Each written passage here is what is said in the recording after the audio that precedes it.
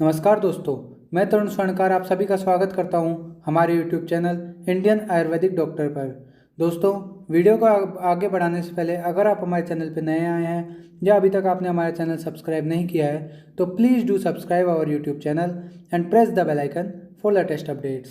दोस्तों, मैं तरुण स्वर्णकार आपके लिए चरक उत्तरार्ध के लेक्चर्स की एक सीरीज़ लाया हूँ, जिसमें हम अब तक चरक चिकित्सा स्थान के अध्याय 1, 2, 3 और 4 के बारे में बात कर चुके हैं। अध्याय 5 का अपन ने पार्ट 1 देख लिया है। अब हम अध्याय 5 का सेकंड पार्ट देखेंगे। पार्ट 1 में अपन ने बात की थी गुल्म की संप्राप्ति, स्थान, भेद, कारण व लक्षण आदि के बारे में, वातज गुल्म की चिकित्सा, पित्तज गुल्म की चिकित्सा और कफज गुल्म की चिकित्सा के बारे में। आज हम बात करेंगे गुल्मनाशक विभिन्न योगों के बारे में, रक्तज गुल्म की चिकित्सा के बारे में और वात पित्त कफज गुल्म के शॉर्ट में चिकित्सा सूत्र के बारे में। ठीक है, बिना विलंब के आज का वीडियो शुरू करते हैं। तो शुरुआत करते हैं वातज गुल्मनाशक योगों की। ठीक है, अभी स्टार्टिंग में जो मैं योग बताने जा रहा हूँ वो सारे ऑलमोस्ट सारे वातज गुल्म को नाश करने वाले हैं, जिसमें शुरुआत करते हैं हम त्रियुष्णादि घृत से। अब त्रियुष्णादि घृत इसके अलावा चरक संहिता में 2 जगह और वर्णित है, वातज ग्रहणी में और वातज कास में। ठीक है, ये चीज़ याद रखना, वातज ग्रहणी में वर्णित है, वातज कास में और वातज गुल्म में, तीनों में। ठीक है, वातज रोगों में तो त्रियुष्णादि घृत, ये चीज़ याद रखिएगा आप। अब आगे हम बात करते हैं द्वितीय त्रियुष्णादि घृत या परम त्रियुष्णादि घृत या त्रियुष्णादि घृत परम, नाम इसका ये है, त्रियुष्णादि घृतम परम। ठीक है, तो ये चीज़ याद रखिएगा। इसका प्रयोग भी वातज जो गुल्म है उसको नाश करने के लिए होता है। इसके अलावा षटपल घृत का प्रयोग अपन कर सकते हैं। षटपल घृत कहाँ बताया गया है? या राजयक्ष्मा में। ठीक है, तो ये चीज़ आप याद रखिएगा। इसके अलावा प्रसन्ना, सुरा, अनार का रस या दही का पानी को घृत में सिद्ध करके प्रयोग करना चाहिए। यह घृत वातगुल्म नाशक होता है। इसके अलावा हिंगू सौवर्चलाद्य घृत का प्रयोग यहाँ पे वातगुल्म को नाश करने में होता है। इसके अलावा इसका प्रयोग शूल व अनाह को दूर करता है और वातगुल्म को नाश करने वाला होता है। आगे हम बात करें अपुषाद्य घृत की। ठीक है, अपुषाद्य घृत, इसके जैसा ही एक वर्ड आता है वो है अपुषाद्य चूर्ण। चूर्ण का प्रयोग उदर रोग में होता है और अपुषाद्य घृत का रोग वात गुल्म में प्रयोग होते हैं। इसके अलावा शूल व अनाह को नष्ट करने में उत्तम है। इसके अलावा अन्य रोगों में भी इसका प्रयोग कर सकते हैं। मल्टीपर्पज़ मेडिसिन है। योनि रोग, अर्श, ग्रहणी, श्वास, कास, अरुचि, ज्वर, बस्ती, हृदय रोग, पार्श्वशूल, इन सभी रोगों में घृतपान करने पर नष्ट करता है। ठीक है, आगे हम बात करें पिप्पल्याद्य घृत की। तो पिप्पल्याद्य घृत में ज़्यादा कंटेंट नहीं है। पिप्पली है, अनारदाना यानी दाढ़ी में, इसके अलावा धनिया है, गोघृत है, सौंठ है। इनको गोदुग्ध मिलाकर और घृत को सिद्ध करना चाहिए। ठीक है, इसका प्रयोग कहाँ कहाँ बता रखा है? योनिशूल, शिरशूल, अर्श और विषम ज्वर में। ठीक है, आगे हम बात करते हैं गुल्म रोग में अनुपान। ठीक है, अनुपान गुल्म क्या है अपन जानते हैं कि जनरली वात के कारण होता है। तो अनुपान ऐसा होना चाहिए कि जो वात को नष्ट कर सके। तो वात को नष्ट करने वाले अनुपानों में होगा अम्ल रस वाले जितने अनुपान हैं अपन वो उसको काउंट कर सकते हैं। जैसे कि बेर का स्वरस खट्टा होता है, अनार का स्वरस। ठीक है, इसके अलावा उष्ण जल वायु के शीतल गुण को नष्ट करने वाला होता है, तो उष्ण जल। इसके अलावा सुरामंड, अम्ल कांजी, बिजोरा नींबू से बनी पेया का पान शूल व अनाह को नष्ट करने के लिए होता है। ठीक है, ये चीज़ आप याद रखिएगा। इसके अलावा मातुलुंग स्वरस का प्रयोग बहुत जगह है। मातुलुंग स्वरस का प्रयोग गुल्म में बहुत इफेक्टिव रहता है। फिर आता है हिंगवादी चूर्ण या गुटिका। तो हिंगवादी चूर्ण जो अपन बनाते हैं उसकी जब गुटिका बनाते हैं तो मातुलुंग स्वरस की भावना देते हैं। ये चीज़ याद रखने वाली है, ये पूछ ली जाती है। इसके अलावा यहाँ पे आप बात करें तो हिंगवादी चूर्ण के जैसा ही एक और योग है हिंगवाष्टक चूर्ण, जो आयुर्वेद की बहुत कॉमन और बहुत इम्पोर्टेंट मेडिसिन है। अग्निमांद्य, ठीक है, इंडाइजेशन में दी जाती है। भेषज रत्नावली में वर्णित है। इसमें 8 कंटेंट हैं। कितने? 8। कौन कौन से हैं उसको याद करने की एक ट्रिक है। जस्ट हिंगू यानी जे से जीरक द्वय, ए से अजमोदा, एस से सेंधव नमक, टी से त्रिकटु। त्रिकटु आप जानते हैं क्या है, पिप्पली, मरीच, सौंठ। इसके अलावा हिंगू। तो ये 8 कंटेंट से हिंगवाष्टक चूर्ण बना है। ठीक है, ये चीज़ें आप याद रखिएगा। आगे हम बात करें कि अगर गुल्म में वेदना है तो वेदना में क्या करना चाहिए, या तो मातुलुंग रस का प्रयोग या भुनियो, मतलब इन सबको मिला के लेना चाहिए। मातुलुंग स्वरस हुआ, हिंगू हुआ, हिंगू कैसा, भुना हुआ। इसके अलावा दाड़िम स्वरस हुआ, विड़ नमक, सेंधाव नमक हुआ, सुरामंड है, इन सबको मिलाकर मतलब सुरामंड के साथ पीना चाहिए, जिससे वात गुल्म में वेदना शांत होती है। यहाँ तक बात हो गई। आगे आता है शट्यादि चूर्ण। ठीक है, इसका भी नाम याद रखना इंपॉर्टेंट है, मल्टीपर्पज़ मेडिसिन है। इसका योग गुल्म में करते हैं प्लीहा वृद्धि यानी स्प्लिनोमेगेली। ठीक है, अनाह, श्वास, कास, अरुचि, हिक्का, हृदय रोग, अर्श, अनेक प्रकार के शिरोरोग, पांडु रोग, कफ का उत्क्लेश, सभी प्रकार की प्रवाहिका, पार्श्वशूल, हृदयशूल, बस्तीशूल, इन सबको नष्ट करने वाला योग है। ठीक है, इंपॉर्टेंट योग है, याद रखिएगा। अब हम बात करते हैं आगे के कि नागर आदि योग। नागर क्या होती है, सौंठ को बोलते हैं। तो नागर आदि योग को भी गर्म पानी के साथ पान करना चाहिए। वात गुल्म, उदावर्त व योनिशूल नाशक होता है। ठीक है, अब यहाँ पे बता रखा है वातज गुल्म में एरंड तेल प्रयोग। ठीक है, एरंड तेल का प्रयोग यहाँ पे बता रखा है, ऊपर मैंने लिख रखा है कि वात गुल्म में एरंड तेल अगर कफानुबंध है वात के साथ, ठीक है, तो वारुणी के साथ लेना चाहिए, प्रयोग करना चाहिए। ठीक है, वारुणी मंड के साथ पान करना चाहिए। और अगर पित्तानुबंध है तो दुग्ध के साथ पान करना चाहिए। ये चीज़ आप याद रखिएगा। आगे हम बात करें लहसुन शीर की, कि लहसुन शीर क्या, सूखे हुए लहसुन की जवा यानी छिलके उतारे हुए लहसुन को, है ना, 4 पल लेकर पीस लेने के बाद 8 गुने दूध और जल में दूध का पाक बनाना चाहिए, शीर पाक करना चाहिए। ठीक है, जब पानी जल जाए, केवल दूध रह जाए, तब छानकर दूध को पान के लिए वात गुल्म, उदावर्त, गृध्रसी, विषम ज्वर, हृदय रोग, विद्रधि, शूल, शोथ आदि में प्रयोग करना चाहिए। ठीक है, वैसे तो दूध और लहसुन का प्रयोग क्या है, विरुद्ध होता है, पर यहाँ विरुद्ध होते हुए भी दूध अपनी शक्ति से गुल्म आदि रोगों को नष्ट करता है, अतः इसका प्रयोग बताया गया है। यानी कि दूध और लहसुन का प्रयोग वैसे तो क्या है, विरुद्ध आहार है, लेकिन जब स्पेसिफिक कंडीशन होती है ना, तो हर विष भी मेडिसिन बन जाती है। अपन जानते हैं ना, कोई भी द्रव्य इस दुनिया में अनौषध नहीं है, हर द्रव्य औषध है।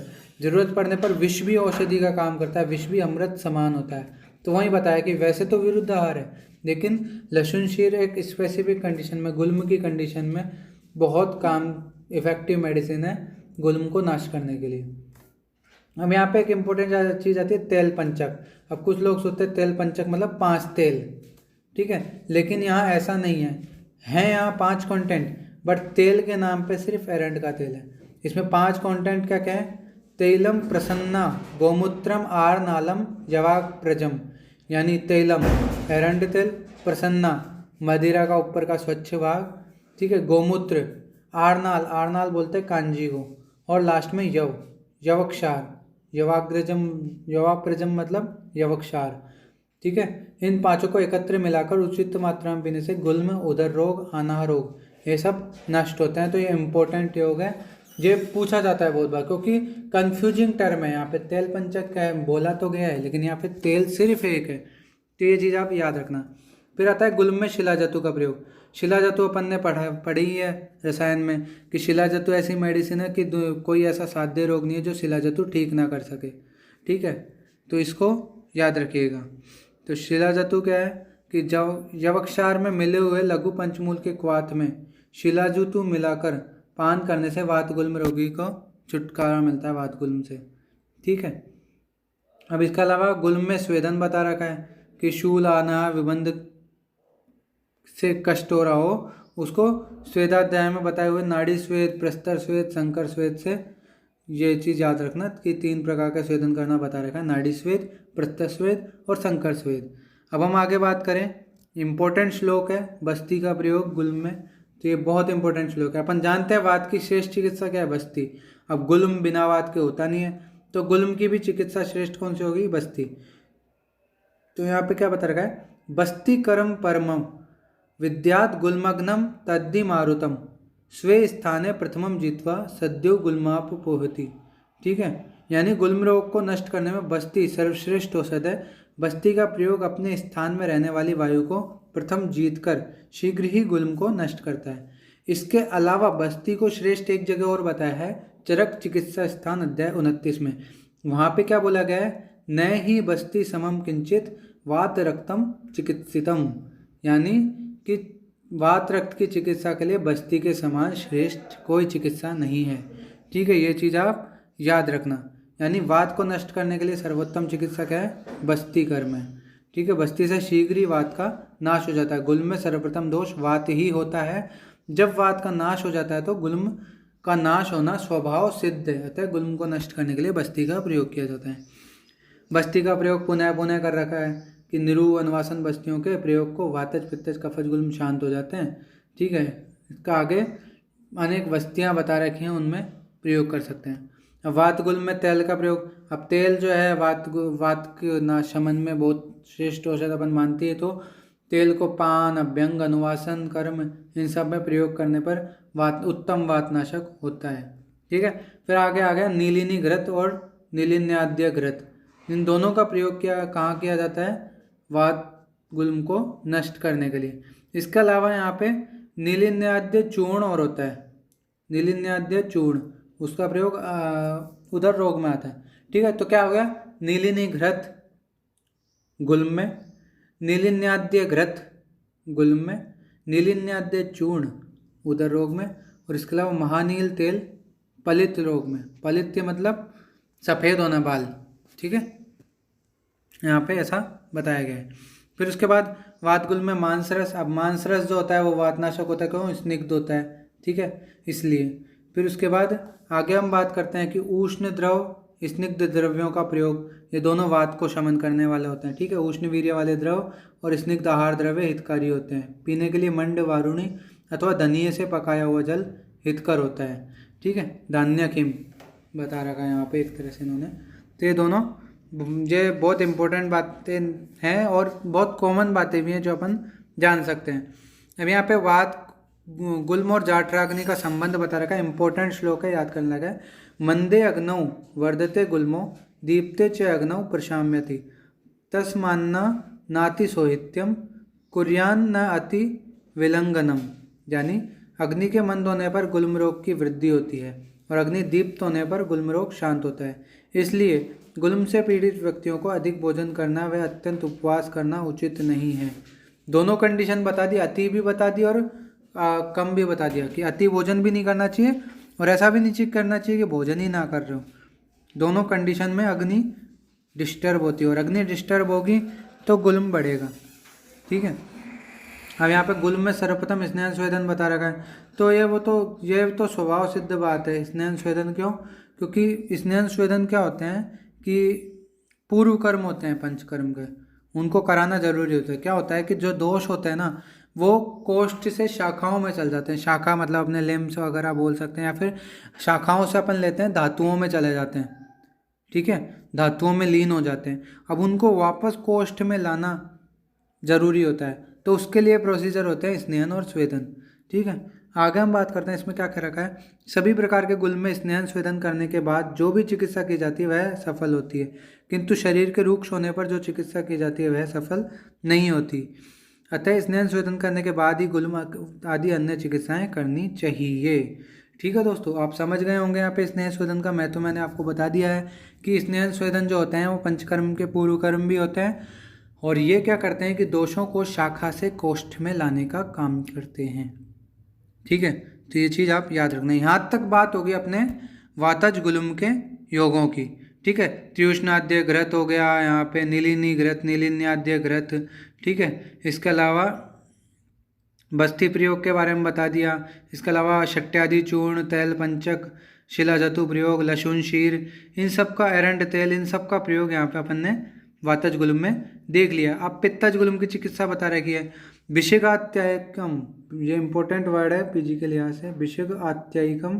ठीक है, वैरचन सिद्धेन सर्पिशा तिक्तकेन वा, ये इसका चिकित्सा है। यानी गुल्म अधिक उपद्रव करने वाला जानकर विरेचन द्रव्यों से सिद्ध किया हुआ घृत व दूध पिलाकर चिकित्सा करनी चाहिए। पित्तज गुल्म की चिकित्सा क्या है?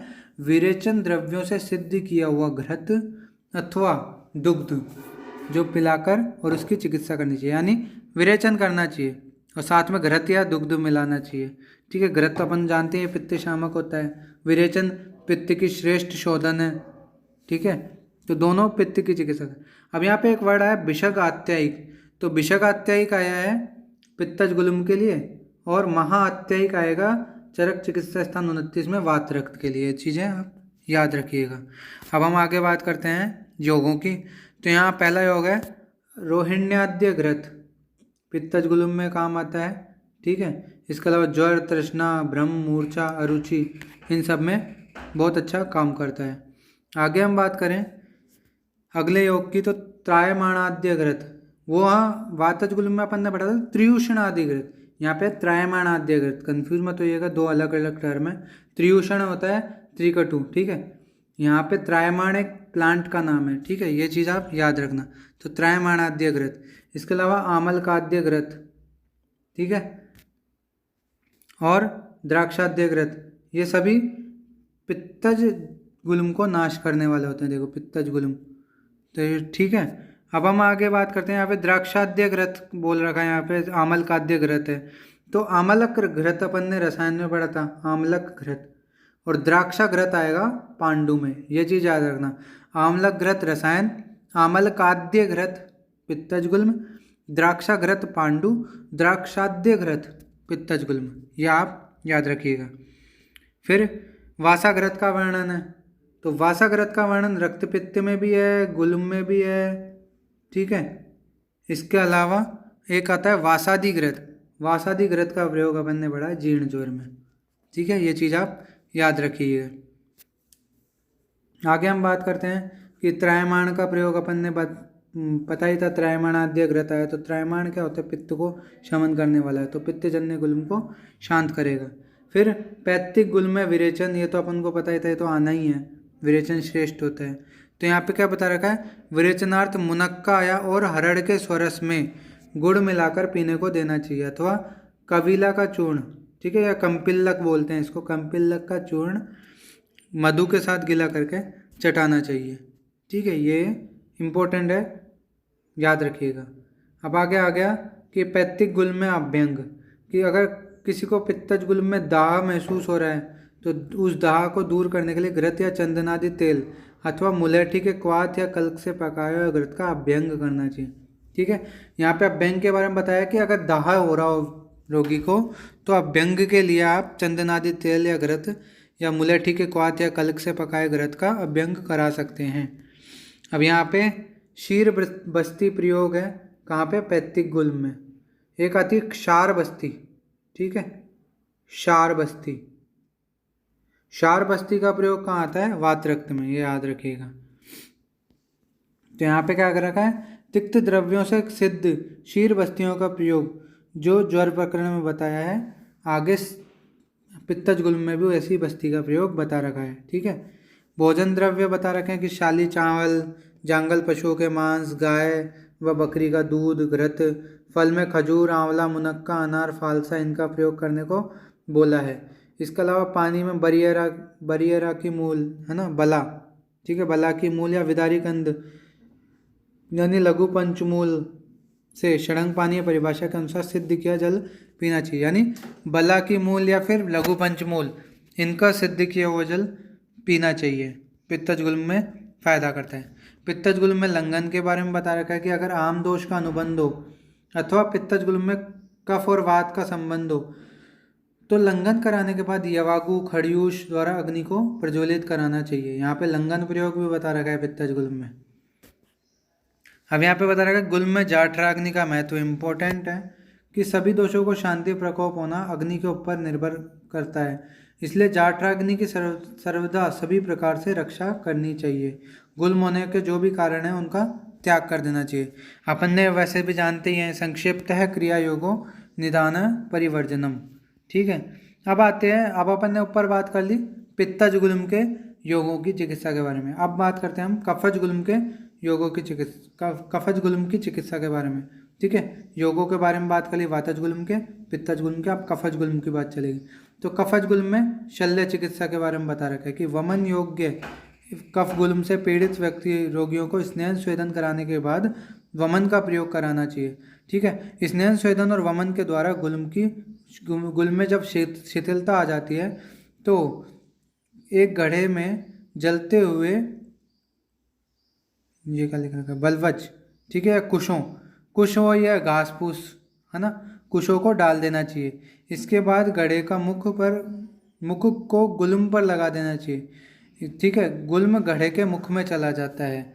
जब यह समझ लें कि गुल्म घड़े के मुख में आ गया है तो घड़े को हटा दें। मतलब कुछ नहीं कर रखा है इन्होंने, ये कर रखा है कि पहले कफज गुल्म क्या होता है, सॉलिड होता है। ठीक है।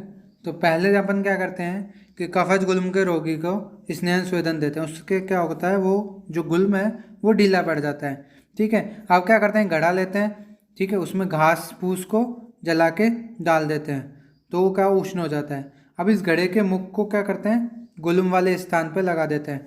अब जो गुल्म है वो पिघल कर क्या होता है कि घड़े में चला जाता है। तो जब अपन को पता लग जाता है वैद्य को कि हाँ ये घड़े में चला गया है गुल्म, तो उसके बाद वो मुख से घड़े को हटा देता है।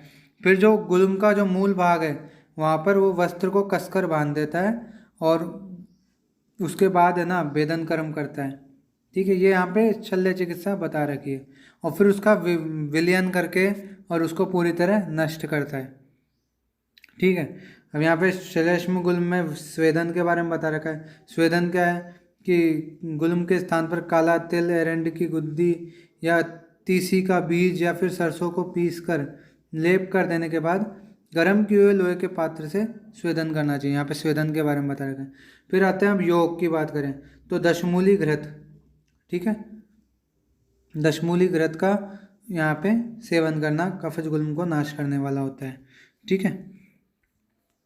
एक आता है दशमूलारिष्ट।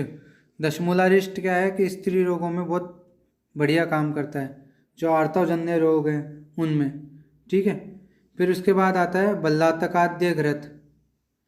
बल्लातक अपन ने पढ़ा हुआ है रसायन में कि कोई सा भी ऐसा कफज रोग, साध्य कफज रोग नहीं है जिसे बल्लातक नाश नहीं कर सकता। ठीक है। कफज रोगों में बल्लातक श्रेष्ठ है दूर करने के लिए, इसलिए यहाँ पे बल्लातकाद्य घृत का बता रखा है। इसके अलावा कफज गुल्म के अलावा बल्लातकाद्य घृत का प्रयोग कहाँ किया जाता है, स्प्लेनोमेगाली में, पांडु रोग में, श्वास, ग्रहणी व कास रोग को नष्ट करने वाला होता है। फिर यहाँ पे वर्णन आता है शीर षटपल घृत का। इंपॉर्टेंट है दोस्तों, शीर षटपल घृत याद रखिएगा। ठीक है। कफज गुल्म, ग्रहणी, पांडु रोग, प्लिया वृद्धि, कास व ज्वर का नाश करने वाला होता है। अब ऐसे ही टर्म के दो टाइप के और घृत बताएं। एक षटपल घृत जिसके बारे में बताया जा चुका है, राजयक्षमा में है। इसके अलावा तिक्त षटपल घृत जो कुष्ठ रोग में आएगा। दोनों इंपॉर्टेंट है, ये भी याद रखिएगा। आगे हम बात करते हैं मिश्रक स्नेह की। ठीक है। ये आप इम्पोर्टेंट है। ठीक है। यहाँ पे इम्पोर्टेंट लाइन है सर्पिर एरंड तैलम शीरम। ठीक है। घी, एरंड तेल और शीर तीनों का प्रयोग यहाँ पे किया गया है। ठीक है। मिश्रक स्नेह नाम याद रखिएगा। इसके अलावा एक यमक स्नेह और आता है, वो आएगा अपस्मार में। ठीक है। दो अलग अलग टर्म है, यमक स्नेह और मिश्रक स्नेह, ये चीज़ आप याद रखिएगा। फिर हम बात करते हैं विरेचनार्थ वातनाशक घृत का प्रयोग करना चाहिए कफज गुल्म में। कफज गुल्म में त्रिव्रत का प्रयोग बता रखा है, ये चीज़ें याद करने वाली हैं। इसके अलावा दंती हरितकी का प्रयोग कफज गुल्म में बताया गया। ठीक है। यहाँ पे क्या बता रखा है कि इम्पोर्टेंट है, निरत्य है ये। ठीक है। इसका कोई उपद्रव नहीं होता, निरत्य यहाँ पे बता रखा है कि उपद्रव रहित है दंती हरितकी का सेवन। ठीक है। और मांस और ओदन के साथ इसका प्रयोग करना चाहिए, मांसरस और ओदन के साथ। इसके अलावा दंती से रिलेटेड और हरितकी से रिलेटेड कुछ योग और है। दंती हरितकी अपन ने यहाँ पे पढ़ लिया। ठीक है। दंती हरितकी कफज गुल्म में। इसके अलावा दंती हरितकी का प्रयोग यहाँ पे शोथ में भी आया हुआ है। ठीक है। याद रखिएगा, शोथ में भी प्रयोग आया। अगस्त्य हरितकी का कास में प्रयोग आया है और चित्रक हरितकी का प्रतिश्याय में प्रयोग आया है। ठीक है। ये चीज़ याद रखने वाली है। आगे हम बात करें कफज गुल्म में बस्ती और अरिष्ट का प्रयोग। ठीक है। तो कफज गुल्म में भी बस्ती का प्रयोग, क्योंकि वात का तो अनुबंध होता ही है, तो निरूप बस्तियों का प्रयोग बता रखा है यहाँ पर। इसके अलावा अरिष्ट योगों को ग्रहणी व अर्श की चिकित्सा में बताया गया है। ठीक है, कफज गुल्म में चूर्ण आदि का प्रयोग भी बताया है। फिर उसके बाद हम आगे बात करें तो गुल्म में पथ्य सेवन बता रखा है यहाँ पे। तो क्या है, पुराने चावल, चांगल पशुओं के मांस, कुल्थी मूंग का यूष, पिप्पली, सौंठ, सूखी मूली का यूष, बेल, वरुण, करंज के अंकुर, अजवाइन, चित्रक आदि, इन सब का प्रयोग जो है, यवक्षार, खट्टा अनार का रस, मट्ठा, तेल व घी से बने हुए व्यंजन, ठीक है, कढ़ी, साग, यूष, इन सब का प्रयोग बताना पथ्य बताया गया है। ठीक है, ये चीज़ याद करने वाली है। अब यहाँ पे कफज गुल्म में पेय द्रव्य बता रखा है कि लघु पुंचमूल से सिद्ध वो षडंग पानीय परिभाषा के अनुसार बनाया हुआ जल है, पुरानी वारुणी मध्य है, माध्विक है, ये सब कफज गुल्म में फ़ायदा करती है। इसके अलावा मट्ठे व अजवाइन का चूर्ण मिलाकर विड़ नमक से नमकीन बनाकर वात, कफ व मूत्र के अनुलोमन करने वाले व अग्नि को दीप्त करने वाले मट्ठे को पान करना चाहिए। ठीक है, अब यहाँ पे बता रखा है असाध्य गुल्म के लक्षण। ऐसा गुल्म जिसने बड़ा स्थान घेर लिया हो, सिराओं को अनद्य किया हो, ठीक है, इसके अलावा कछुए के समान उन्नत हो गया हो, दुर्बलता, अरुचि, हृल्लास, कास, वमन, बेचैनी आदि लक्षण दिखाई दे रहे हो, ठीक है, ज्वर, तंद्रा, प्रतिष्ठा इन उपद्रवों से युक्त हो, ऐसा गुल्म असाध्य होता है। ज्वर, श्वास, वमन, अतिसार से पीड़ित गुल्म रोगी के हृदय, नाभि, हाथ, पैर में शोथ उत्पन्न हो गया हो, ठीक है, रोगी को शोथ खींच ले जाता हो या मार डालता हो, ऐसा जो गुल्म है वो असाध्य गुल्म है। ठीक है, यहाँ पे अब आता है बात रक्त गुल्म में स्नेह विरेचन की। तो रक्त क्या है, रुधिरस्य तु गुल्मस्य गर्भकाल व्यतिक्रमे, ठीक है, ये इंपॉर्टेंट है, गर्भकाल व्यतिक्रमे स्निग्ध स्विन्न शरीराय दद्यात स्नेह विरेचनम। इंपॉर्टेंट लाइनें यूं क्यों उठा के पूछ ली जाती है कि यह किसकी चिकित्सा है। वापस बोल रहा हूँ, स्निग्ध स्विन्न शरीराय दद्यात स्नेह विरेचनम, यानी कि रक्त गुल्म से जो पीड़ित रोगिणी है उसकी चिकित्सा गर्भपाल यानी गर्भपाल काल यानी 10 मास बीत जाने के बाद करनी चाहिए। ठीक है, और क्या कराना चाहिए, स्नेह स्वेदन कराकर स्नेह विरेचन देना चाहिए। ठीक है, स्नेह स्वेदन करा मतलब पूर्व कर्म करा के स्नेह विरेचन देना चाहिए। ऐसी कुछ चिकित्सा आती है क्लेब्य में भी, तो उसमें क्या बता रखा है क्लेब्य रोग की चिकित्सा में, एक सेकंड रुकिए। क्लेब्य रोग की चिकित्सा में बताया सुस्विन्नम स्निग्ध गात्रत्व स्नेह युक्तम विरेचनम। ठीक है, बात सेम ही है, स्नेहन स्वेदन करके और गात्रों को स्नेहन स्वेदन करके और स्नेहयुक्त विरेचन देना चाहिए। ठीक है, स्नेह विरेचन देना चाहिए, ये याद रखिएगा। दोनों एक से लगते हैं बट एक है नहीं। ठीक है, फिर रक्त गुल्म में पलाश सार के प्रयोग के बारे में बताया कि पलाश के सार का प्रयोग जो है गुल्म को शिथिल बनाता है और उसको बाहर निकालने में मदद करता है। रक्त गुल्म में योनि विशोधन के बारे में बताया गया है कि योनि का शोधन कराना चाहिए। इसके अलावा रक्त गुल्म में विविध प्रयोग बता रखा है कि रक्त पित्त नाशक सार को मधु व घृत के साथ चटाने को देना चाहिए। ठीक है, लहसुन, मदिरा, तीक्ष्णा मत्स्यांश प्रदायपेत, यानी लहसुन, तीक्ष्ण मदिरा व मछली का प्रयोग बताया गया। दुग्ध, गोमूत्र, यवक्षार से युक्त दशमूल क्वाथ की उत्तर बस्ती बता रखी है। ठीक है, इसके अलावा रुधिर अति प्रवृत्ति में रक्त पित्त हरि क्रियाम, ये इंपॉर्टेंट है, रुधिर अप्रवृत्ते तु रक्त पित्त हरित क्रियाम कार्य वात रुगा तार्य सर्वा वात हरिम पुनः, यानी यहाँ पे क्या बता रखा है कि उक्त चिकित्सकों द्वारा रक्त का स्राव अधिक मात्रा में होने लगे तो अधोगामी रक्तपित्त नाशक चिकित्साओं का प्रयोग करना चाहिए। यदि स्त्री वात रोग से पीड़ित है या वात जन्य योनि रोग से पीड़ित हो तो सामान्यतः वात नाशक सभी चिकित्साओं का प्रयोग करना चाहिए। यानी इसने ये बता रखा है कि अगर आप जब रक्तपित्त की नाशक चिकित्सा कर रहे हैं उसमें लेकिन अधिक रक्तस्राव हो रहा है तो उसमें रक्तपित्त शामक चिकित्सा देनी चाहिए। ठीक है, मतलब रक्त गुल्म की आप चिकित्सा प्रयोग कर रहे हो उससे अगर अति प्रवृत्ति हो रही हो रुधिर की तो रक्त पित्त हारी क्रिया करनी चाहिए। इसके अलावा यदि वो स्त्री उसे वातज रोग भी हो साथ में, ठीक है, तो वात हरी क्रिया यानी वात नाशक क्रिया करने का कहा गया है। ठीक है, ये चीज़ आप याद रखिएगा।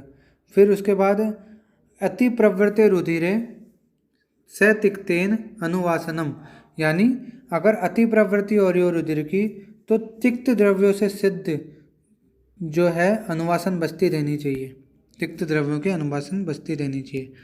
अब वातज गुल्म का चिकित्सा सूत्र शॉर्ट में बता रखा है, याद करने लायक है, ठीक है। स्नेह है, स्वेद है, सर्पी वस्ती चूर्णानी भ्रंगणम गुड़िकः वमन विरवकौ मोक्ष है क्षतजस्य च वात गुल्मवताम, यानी वातज गुल्म में स्नेहन, स्वेदन, गर्तपान, चूर्ण, भ्रंगण, गुटिकाएं, वमन, विरेचन व रक्तमोक्षण का प्रयोग करना चाहिए।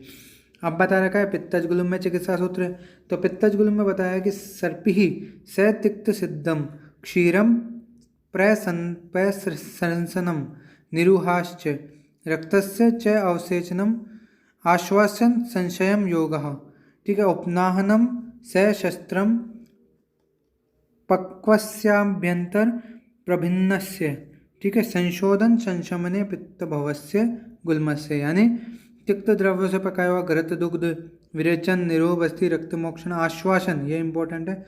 आश्वासन चिकित्सा कहाँ कहाँ आई है, ये चीज़ मैं आपको फ्यूचर में बताऊंगा।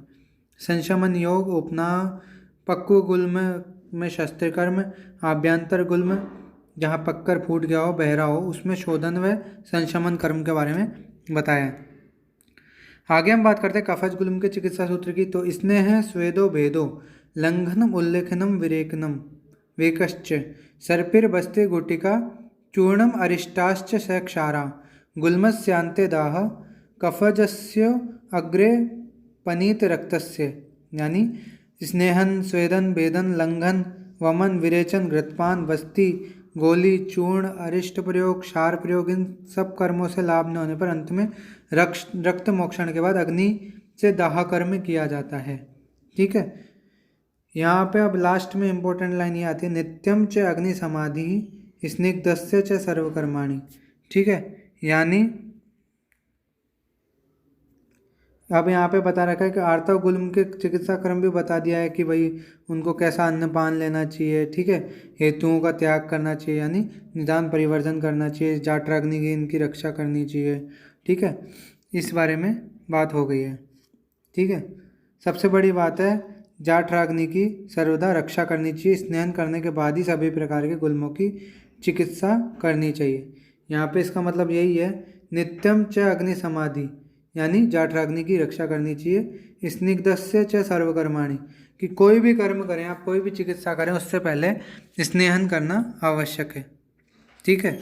तो इस प्रकार आज हमारा गुल्म अध्याय भी समाप्त होता है, इतिश्री होता है। नेक्स्ट वीडियो में हम बात करेंगे चरक चिकित्सा स्थान अध्याय 6 की। कमेंट जरूर करें कैसा लगा आपको वीडियो, ठीक है। लाइक करें, शेयर करें, सब्सक्राइब करें।